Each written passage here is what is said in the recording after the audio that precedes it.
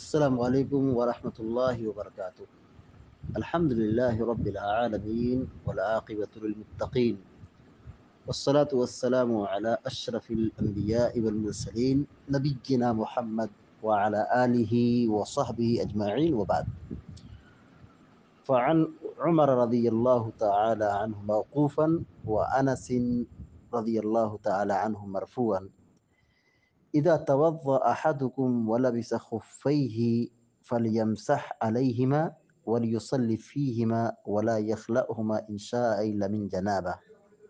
أخرجه الدارقطني والحاكم وصححه.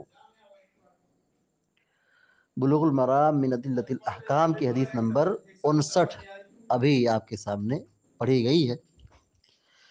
حدیث کے راوی حضرت عمر بن خطاب رضی اللہ تعالی عنہما ہیں۔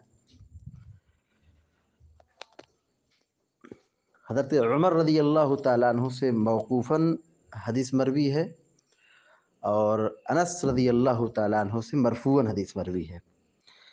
یہ موقوف اور مرفوع حدیث کی یہ اصطلاحات ہیں۔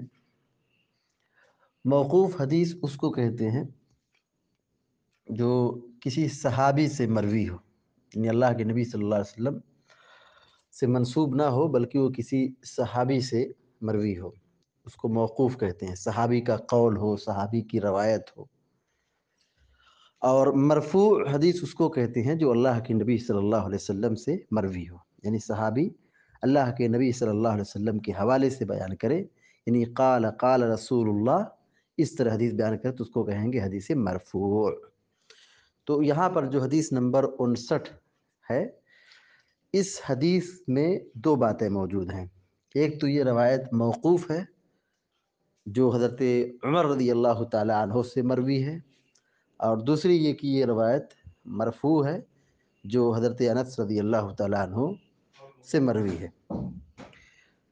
حدیث یہ ہے کہ اذا توضأ احدكم ولبس خفيه فليمسح عليهما وليصلي فيهما ولا يخلأهما ان شاء الا من جنابه۔ اخرجه الدارقطني والحاكم وصححه۔ اذا مانے جب، توضأ مانے وضو کرنا، توضأ مانے وضو کرنا۔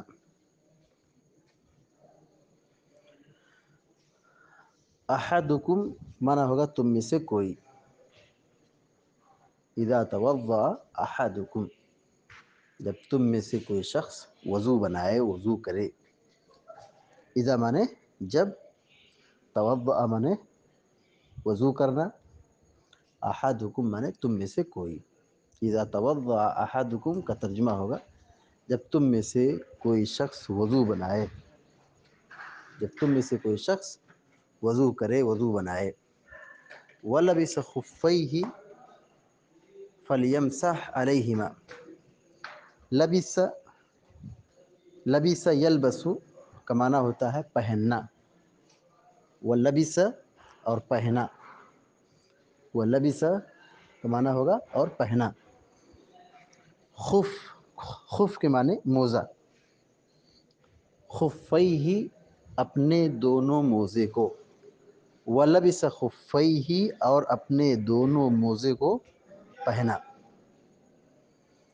فَلْيَمْسَحْ عَلَيْهِمَا، فَلْيَمْسَحْ چاہیے کہ وہ مسح کرے، فَلْيَمْسَحْ چاہیے کہ وہ مسح کرے۔ علیہما ان دونوں پر، علیہما ان دونوں پر یعنی موزوں پر۔ وَلْيُصَلِّ فِيهِمَا، وَلْيُصَلِّ اس کا معنی ہوگا چاہیے کہ نماز پڑھے، وَلْيُصَلِّ اور چاہیے کہ وہ نماز پڑھے، اور چاہیے کہ وہ نماز پڑھے۔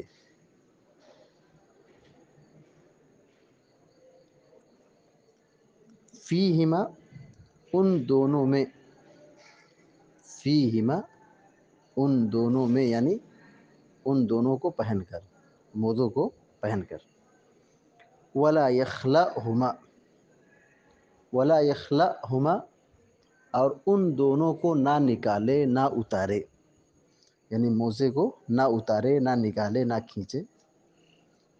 خلا یخلو معنی ہوتا ہے اتارنا نکالنا، یعنی کپڑے کا، موزے کا، جوتے کا نکالنا، اس کی عربی آتی ہے خلا یخلع۔ ولا یخلعہما، اور چاہیے کہ ان دونوں موزوں کو نہ نکالے نہ اتارے۔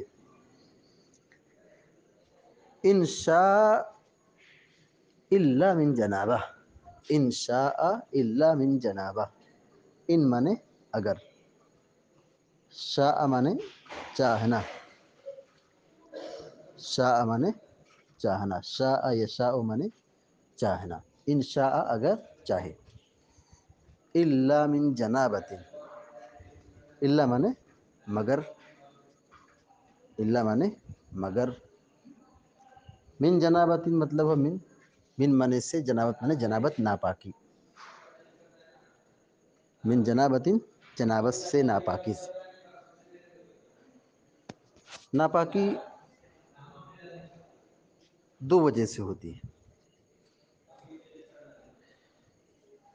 ناپاکی کا مطلب یہ ہوا کہ آدمی کا غسل ٹوٹ جائے، جنابت کا مطلب کیا ہوا کہ آدمی کا غسل ٹوٹ جائے، اور یہ دو سبب سے ہوتی ہے، جنابت دو سبب سے ہوتی ہے، ایک یہ کہ آدمی سویا ہو اور احتلام ہو جائے، اور دوسری جو وجہ ہے وہ یہ کہ آدمی ہم بستری کر لے، جماع کر لے۔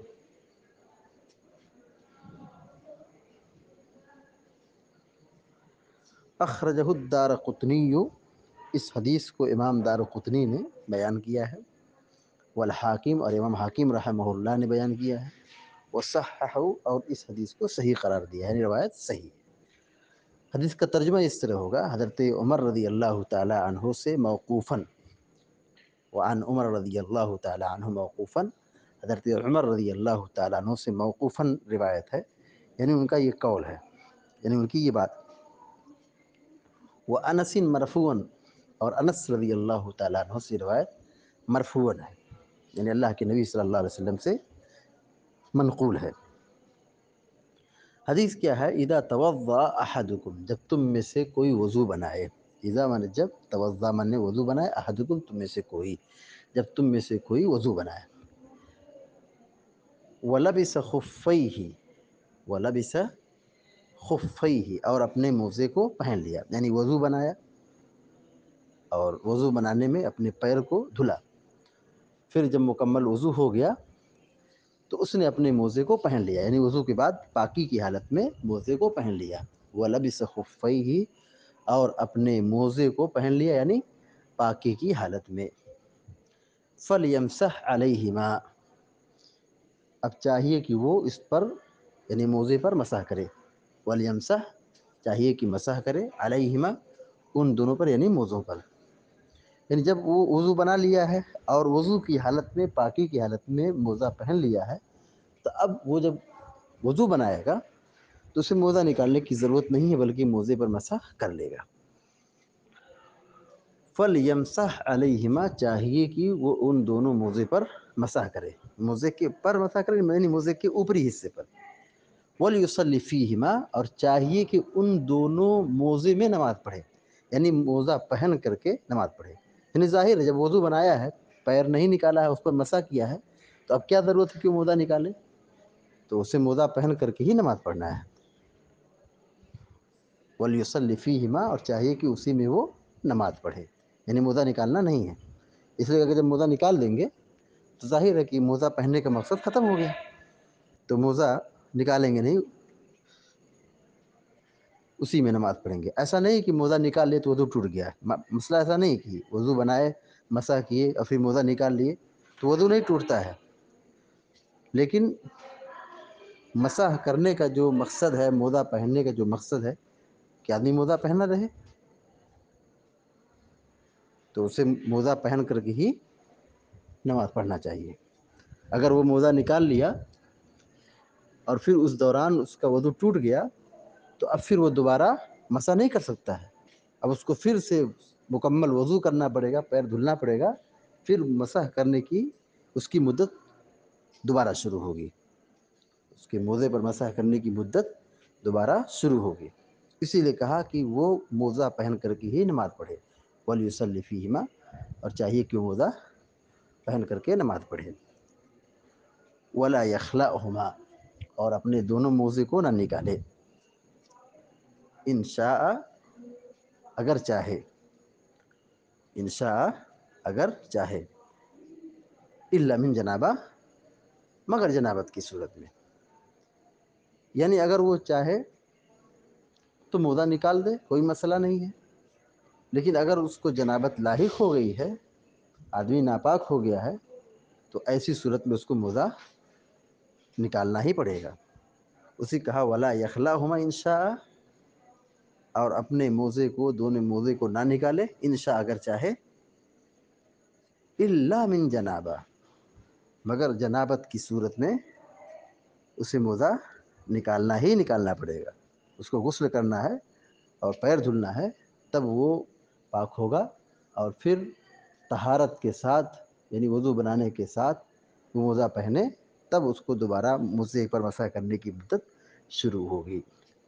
تو جنابت کی صورت میں موزہ نکالنا پڑے گا، اس کے علاوہ موزہ نکالنے کی ضرورت نہیں ہے، چاہے آدمی نیند میں ہو، سو لیا ہو، یا پیشاب پاخانہ کیا ہو، ان سب چیزوں سے موزہ نکالنے کی ضرورت نہیں پڑتی ہے، اور نہ ہی اس کی مدت میں کچھ فرق پڑتا ہے، بس یہ کہ اگر آدمی ناپاک ہو گیا ہے تو پھر اس صورت میں اس کو موزہ نکال کر کے پیر دھلنا پڑے گا، یعنی مکمل وضو بنانا پڑے گا، اور پھر اس کو اپنی نئی مدت شروع کرنی پڑے گی۔ تو حدیث کا ترجمہ یہ ہوا، اذا توضأ احدکم، جب تم میں سے کوئی وضو بنائے، وَلَبِسَ خُفَّيْهِ، اور اپنے موزے کو پہن لے، یعنی وضو کی حالت میں، فَلْيَمْسَحْ عَلَيْهِمَا، چاہیے کہ وہ ان دونوں پر مسح کرے، وَلْيُصَلِّ فِيهِمَا، اور ان دونوں میں نماز ادا کرے، یعنی موزہ پہن کر کے نماز پڑھے، وَلَا يَخْلَعْهُمَا إِنْ شَاءَ إِلَّا مِنْ جَنَابَةٍ، اور اپنے دونوں موزے کو نہ نکالے اگر چاہے، الا من جنابہ، مگر جنابت سے، یعنی اس کو جنابت کی صورت میں، ناپاکی کی صورت میں موزہ نکالنا ہی نکالنا پڑے گا۔ اس حدیث سے جو باتیں معلوم ہوئی، نمبر 1، مکمل اچھی طرح وضو بنا کر موزہ پہننا چاہیے، یعنی موزہ کب پہننا چاہیے؟ مکمل اچھی طرح وضو بنانے کے بعد، یعنی پیر وغیرہ دھلنے کے بعد۔ دوسری بات یہ معلوم ہے کہ موزہ پہننا چاہیے اور موزہ پر مسح کرنا چاہیے۔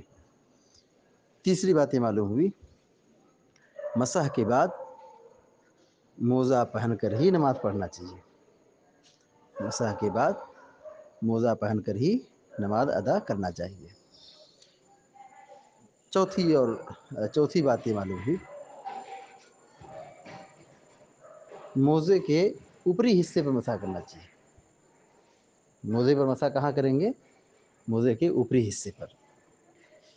چوتھی اور آخری بات یہ معلوم ہوئی، جنابت کی وجہ سے موزے پر مسح کی جو مدت ہے وہ مدت ٹوٹ جاتی ہے، یعنی ختم ہو جاتی ہے۔ جیسے مثال کے طور پر آدمی اگر موزہ پہنا ہے تو وہ 24 گھنٹہ اس پر مسح کر سکتا ہے، ایک دن ایک رات مسح کر سکتا ہے۔ اب اس بیچ میں وہ سویا اور اس احتلام ہو گیا، اب اس پر غسل کرنا واجب ہو گیا، تو اب ظاہر ہے ابھی اس کا 12 گھنٹہ باقی ہے یا 13 گھنٹہ باقی ہے جس پر وہ مسح کر سکتا ہے، لیکن اب چونکہ اب ناپاک ہو گیا ہے تو اب اس کو موزہ نکالنا پڑے گا، اس کی مدت کیا ہو گئی؟ ختم ہو گئی۔ اللہ رب العالمین سے دعا کہ اللہ تعالی ہم سب کو نیک عمل کرنے کی توفیق عطا فرمائے، اور احادیث کی روشنی میں عمل کرنے کی سعادت نصیب فرمائے، آمین یا رب العالمین۔ اقول قولی ھذا واستغفر اللہ لی ولکم ولسائر المسلمین فاستغفروه انه الغفور الرحیم، وصلی اللہ علی نبینا محمد وعلی آلہ وصحبہ اجمعین۔ السلام علیکم ورحمۃ اللہ وبرکاتہ۔